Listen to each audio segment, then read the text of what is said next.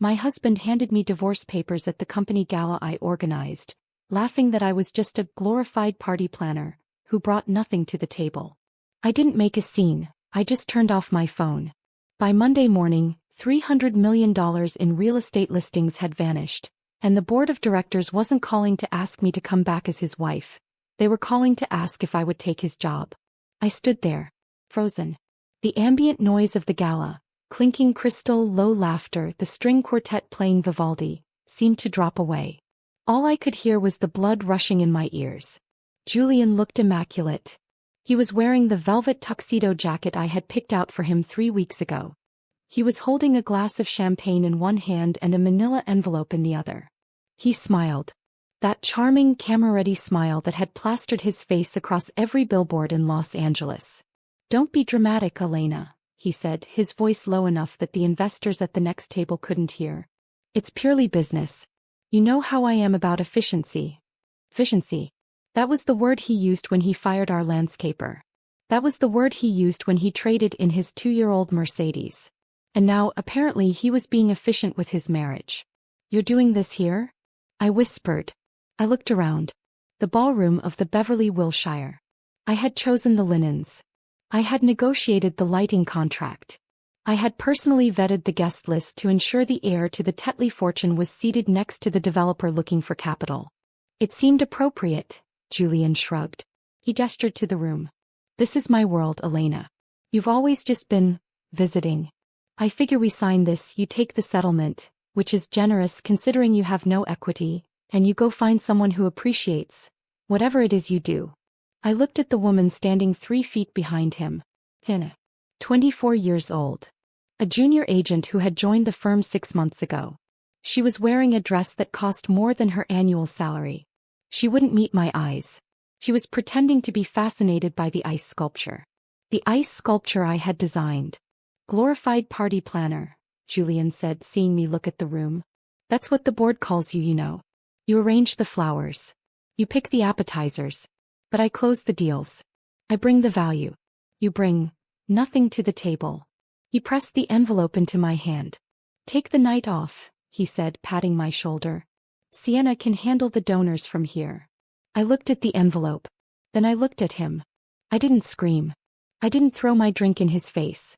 I didn't slap him. I just felt a switch flip in the back of my brain. It went from wife to operator. "Hey," I said. My voice was steady. Julian blinked, surprised by the lack of tears. "Okay. You're right," I said. "This is your night. I'll get out of your way." I turned around. I walked past the investors I had courted for 3 years. I walked past the tech billionaire whose wife texted me daily about yoga retreats. I walked out of the ballroom, down the grand staircase and into the cool night air of Beverly Hills. I took my phone out of my clutch. I went to settings. I turned it off. Then I hailed a cab. Not an Uber. I didn't want the digital trail. Julian thought he had fired a party planner. He had no idea he had just disconnected the central nervous system of his entire company. The next morning, I woke up in a Motel 6 in Santa Monica. It wasn't glamorous. The sheets smelled like industrial bleach and the air conditioner rattled like a dying engine. But it was quiet. I sat on the edge of the bed and stared at the wall. For the first time in 10 years, I didn't have a task list. I didn't have to check the Nikkei index for our Japanese clients. I didn't have to remind Julian to take his blood pressure medication. I opened the envelope. The settlement was insulting. It wasn't just low, it was a joke. He was offering me $25,000 and the 2018 Audi. I looked at the assets section. He had listed the company, Sterling and Stone Real Estate, as sole property of Julian Sterling. Technically he was right. On paper, Julian owned 100% of the equity. When we started the company 7 years ago, I had bad credit from student loans. We decided to put everything in his name to get the initial business line of credit. "It's for us, babe," he had said back then, eating ramen noodles in our 1-bedroom apartment. "It's just paperwork. You and me against the world." I had believed him. I had worked 80-hour weeks building the back end of the business while he went to golf outings. I wrote the listing descriptions. I staged the houses using furniture I found at estate sales and refurbished myself. I created this Sterling experience. the concierge service that made us famous. And now he was valuing 7 years of my life at $25,000. I reached for my phone to turn it on, then stopped. Oh, not yet. If I turned it on, the notifications would flood in. Julian asking where the keys to the archive room were. Clients asking why I hadn't confirmed their showings. Let them wait. I needed to understand exactly how screwed I was before I made a move. I needed legal advice, but I couldn't use our family lawyer. He played golf with Julian. I went to the bathroom and splashed cold water on my face. In the mirror I looked tired. I was 34, but I felt 50. My eyes were puffy. You bring nothing to the table. The words echoed in the small tiled room. I grabbed the motel notepad and a cheap ballpoint pen. I sat at the wobbly desk and started writing. Not a diary entry. A balance sheet. What does Julian have? The equity. The office lease. The investors. The face recognition. What do I have? The passwords, all of them. The staging inventory stored in my dad's old barn, not the company warehouse. The black book. I paused. The black book wasn't a physical book. It was a terrifyingly detailed database I had built from scratch. It contained the personal preferences of the 50 wealthiest property buyers in California. I knew that Mrs. Vanderbilt hated the color yellow because it reminded her of her first husband. I knew that the CEO of Techstar would only buy a house if the master bedroom faced east for feng shui reasons. I knew that the Saudi prince needed a house with a separate service entrance that didn't cross the main foyer. Julian didn't know any of this. Julian thought he closed deals because he was charming. He didn't realize that by the time he walked into a room, I had already curated the environment to trigger the buyer's psychological yes. I looked at the list. He had the structure. I had the soul. But a body can live for a long time without a soul. It just becomes a zombie. I needed to see a lawyer. A shark. Someone who hated Julian Sterling. I knew exactly who to call. But first I had to survive the weekend. I spent Saturday and Sunday in a state of suspended animation. I walked along the beach. I ate cheap tacos. I forced myself not to think about the house I had just been kicked out of, the sprawling mid-century modern in the hills that I had restored with my own hands. I thought about the last 7 years. I remembered the night we landed our first $10 million listing.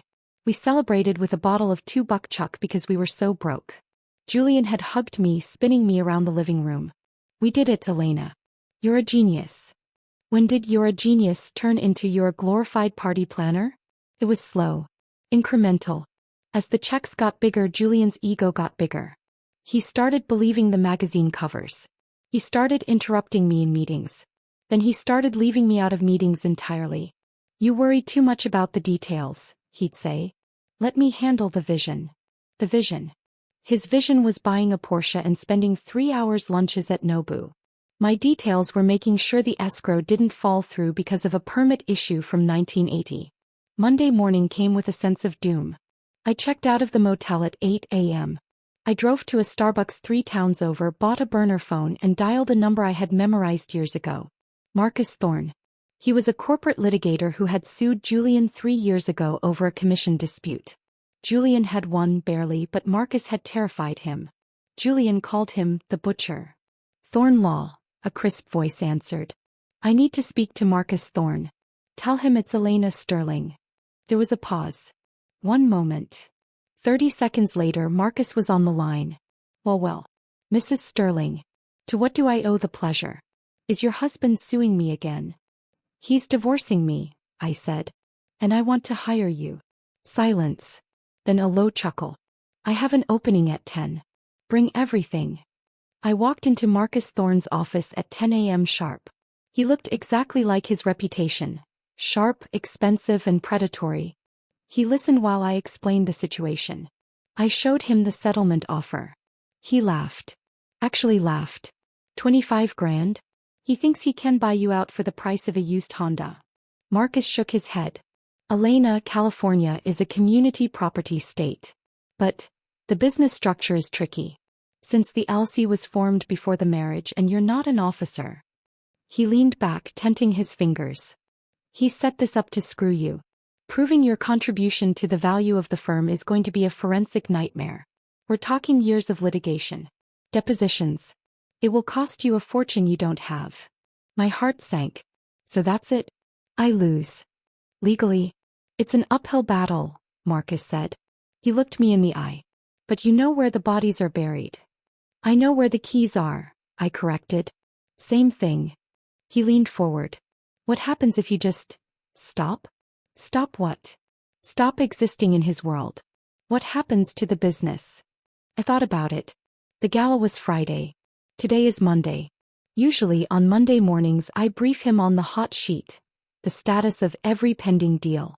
I send the gifts to the clients who had showings over the weekend. I coordinate the inspections. And if you don't do that? He'll miss deadlines. He'll forget names. Good, Marcus said. Let him. We don't fight him in court yet. We let him fail in the market. We let him realize that without you, Sterling and Stone is just a pretty logo. He slid a retainer agreement across the desk. Sign this. I'll take the case on contingency. I want 30% of whatever we get. Because I have a feeling when Julian realizes he can't function, that settlement number is going to add a few zeros. I signed. Now, Marcus said, turn on your phone. I took a deep breath. I powered up my iPhone. It vibrated instantly. Then again. And again. It buzzed continuously for a solid 2 minutes. It nearly danced off the mahogany desk. 147 missed calls. 312 text messages. 85 emails. Marcus raised an eyebrow. Popular. I scrolled through them. Most were from Julian. Where are you? The board is asking about the quarterly report. Pick up the phone, you psycho. Sienna can't find the vendor list. I'm going to call the police. Then I saw the messages from the clients. From Mrs. Rothstein, net worth $400 million. Elena, darling, Julian showed up to the walkthrough hungover. And he didn't know about the easement issue we discussed. Please call me ASAP. From Mr. Chin, looking for a $50 million penthouse. Elena, the staging furniture was removed from the Wilshire property. The place looks empty. Julian said you handled it. Why is the apartment empty? I smiled. A cold, tight smile. Mr. Chin, I explained to Marcus. The staging furniture. It's stored in my dad's barn. It's my personal property. I guess my dad saw the news, or I missed a payment on the storage truck and he took it back. Did you tell him too? Marcus asked. I haven't spoken to my father in a week, I said honestly. But he hates Julian. He probably drove the truck over there himself the second he heard I left. Marcus grinned. This is going to be fun. What do I do now? I asked. Nothing, Marcus said. You go dark. You are unreachable. You are a ghost. Let's see how long the face of the company lasts when the brain goes missing. I left his office feeling lighter. But as I walked to my rental car, I realized something. This wasn't just about letting Julian fail. This was about survival. Julian wasn't just incompetent without me, he was dangerous. If he started losing money, he would lash out. He would try to destroy my reputation. He would tell everyone I was crazy, unstable, a thief. I needed insurance. I drove to the nearest library. I couldn't use my laptop. Julian had remote wipe access. I logged onto a public computer. I accessed the cloud backup of the client Bible. I downloaded it to a thumb drive. Then I deleted the cloud copy. Then I did something petty. I admit it. I logged into the company's CRM, Customer Relationship Management, system. I didn't delete the data. That would be illegal. But I did change the tags. I swapped the tags for vegetarian and paleo on the catering preferences list. I swapped the do not call before 10 a.m. with prefers early morning calls. I switched the door codes for the lockboxes on the active listings. Just by 1 digit. Petty? Yes. Effective? Well, imagine Julian trying to open a $20 million mansion for a prospective buyer, sweating in his suit, typing in the wrong code over and over again while the alarm starts blaring. I almost felt bad for him. Almost. The silence lasted 3 days. By Wednesday, the industry rumors were flying. I was staying at a friend's guest house in the valley. Sarah, a college roommate who had always hated Julian. He fed me wine and read the tweets out loud. Real Estate Insider says, trouble in paradise at Sterling and Stone? Top agent seen screaming at valet. Sarah laughed. He screamed at a valet? He screams when he's stressed, I said, sipping my Chardonnay. He's probably running out of Xanax and he doesn't know the doctor's number because I always called in the refill. My burner phone rang. It was Marcus. He's ready to talk, Marcus said. He wants a meeting. Tomorrow. His office. Does he have a new offer? He says he wants to reconcile the business assets. Which means he's bleeding and he needs a tourniquet. You ready? I'm ready. Thursday morning. I put on my armor. A black structured blazer, tailored trousers and heels that clicked ominously on the floor. I didn't wear my wedding ring. I walked into the Sterling and Stone offices. The glass-walled lobby I had designed. The receptionist, a sweet girl named Kelly, looked like she was about to cry. Oh, Mrs. Sterling. Thank God. It's been awful. Hello, Kelly, I said gently. Is he in?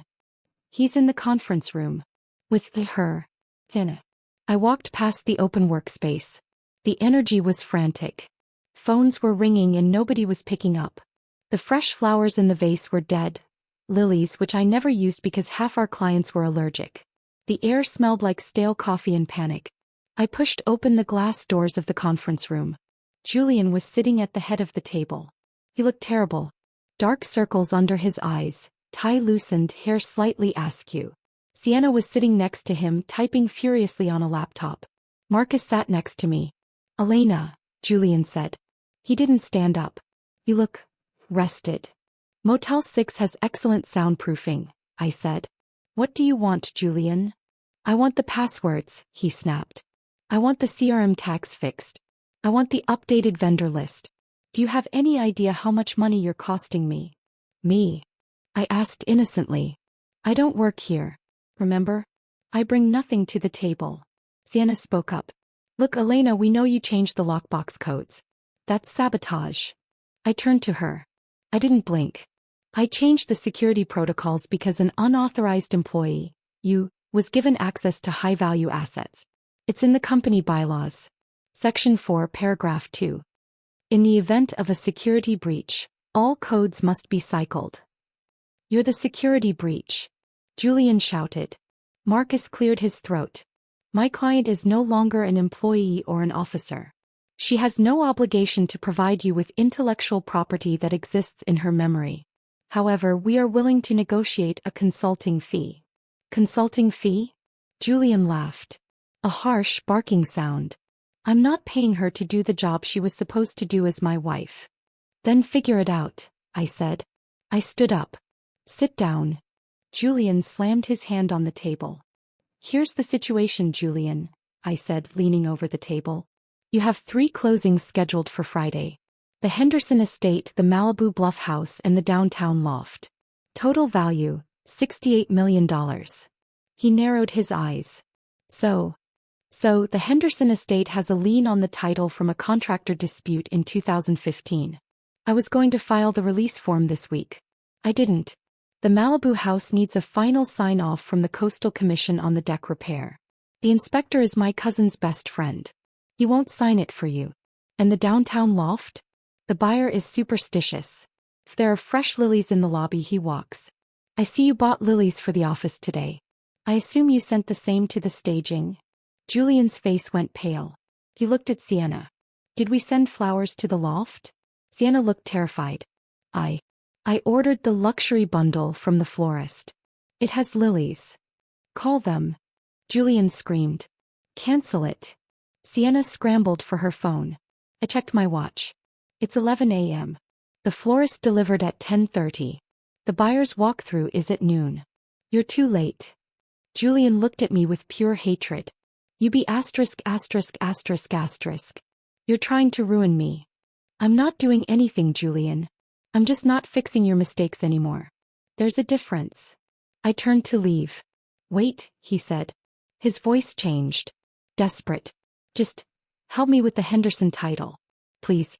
The commission on that alone is $2 million. We can split it. No, I said. Why? Because I'm a glorified party planner. Title issues are too complex for me. I walked out. As the glass door closed behind me, I heard the sound of a heavy object, probably a crystal vase, smashing against the wall. The weekend was a bloodbath. I didn't have to spy. The clients called me. On Friday night my personal cell, which I had finally turned back on, rang. It was Mrs. Henderson. "Elena," she said, her voice icy. "Why did my title search come back flagged? We were supposed to close today. My funds are in escrow. This is embarrassing." "I'm so sorry, Margaret," I said soothingly. "I'm no longer with Sterling and Stone.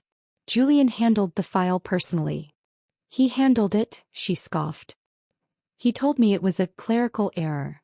He blamed the county clerk. He was sweating, Elena. Visibly sweating. I'm afraid I can't intervene, Margaret. Legally." "Well," she said, "I'm pulling the listing. I'm not trusting a $40 million asset to an amateur." Saturday. The Malibu buyer walked. Not because of the permit but because Sienna had insulted his wife. Apparently, Sienna had asked the wife if the master bath was big enough for her needs, implying she was overweight. It was a rookie mistake. A mistake of arrogance. By Sunday night, the ghost in the machine effect was in full swing. The unseen labor I had performed for years, the constant smoothing of feathers, the double-checking of documents, the ego-stroking, was gone. The friction was burning the gears up. But the killing blow didn't come from a house. It came from the board. Sterling and Stone wasn't just Julian. We had investors. Heavy hitters. Venture capital guys who expected a 20% return year over year. Monday morning. 9 a.m. I was eating toast at Sarah's kitchen counter when Marcus called. "Pack a bag," he said. "Why?" "The board of directors called me. They want a meeting with you. Today. 1 p.m. With me. Or with Julian." "With you." "Without Julian." My stomach dropped. "What does that mean?" "It means," Marcus said, his voice rich with satisfaction, "that the sharks smell blood in the water. And they know who the captain actually is." I dressed differently this time. No armor. I wore a soft cream silk blouse and navy slacks. I didn't want to look like I was fighting. I wanted to look like the only calm person in the room. The meeting was held at the venture capital firm's office downtown, not at Sterling and Stone. I walked into the boardroom. A long table of polished oak. 5 men and 2 women in expensive suits. These were the people who had funded our expansion. Julian was not there. "Mrs. Sterling," said Mr. Vance, the chairman. He was a terrifying man in his 60s who chewed unlit cigars. "Please sit." I sat. "We've had a disturbing weekend," Vance said. "We lost the Henderson listing. We lost the Malibu listing. And rumor has it the Vanderbilt family is looking for a new broker. That's roughly $300 million in inventory that evaporated in 72 hours. He slid a folder across the table. "We asked Julian for an explanation this morning. He blamed the economy. He blamed the interest rates. He blamed you." "I'm not surprised," I said softly. "He said you sabotaged the data," Vance said. "That you stole files." "I took my personal contact list," I said. "And I stopped performing unpaid labor. If the company collapses because one unpaid employee left, that seems like a management issue, doesn't it?" Vance looked at the other board members. A woman named Linda spoke up. "Elena, we know what you do. We've always known. We saw who sent the gifts. We saw who answered the emails at 2 a.m. We let Julian take the credit because, well, he fits the suit. He's the face," I said. "The face is currently toxic," Vance grunted. "He's panic spiraling. He fired his assistant this morning. He's threatening to sue clients who leave. He's a liability." The room went silent. "We have a proposal," Vance said. "I'm listening. We are removing Julian as CEO. Effective immediately. We are exercising the bad boy clause in his contract. Gross negligence and reputational damage. He's out." My heart skipped a beat. And we want you to step in as interim CEO." I stared at him. "Me? You know the clients. You know the deals. You can stop the bleeding. If you can salvage the Vanderbilt account and bring Henderson back, we will give you the permanent role. Equity. Salary. The title." "And Julian?" I asked.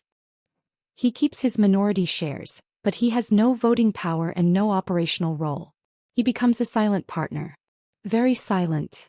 I looked at the table. This was it. The victory. But it wasn't enough. "No," I said. Vance blinked. Excuse me. I don't want to be interim CEO. And I don't want Julian as a silent partner. I leaned forward. Julian is a narcissist. If he keeps any shares, he will undermine me. He will leak stories to the press. He will haunt this company. I want a clean break. What are you proposing? Buy him out, I said. Completely. Use the bad boy clause to force a buyout at book value. Since the book value has tanked in the last week, it will be cheap. And why should we give the job to you? Linda asked. You've never been a CEO. I reached into my bag. I pulled out the client Bible. Or rather, a printed sample of it. I slid it to Vance. He opened it. He read the entry for himself. Arthur Vance. Allergies, shellfish.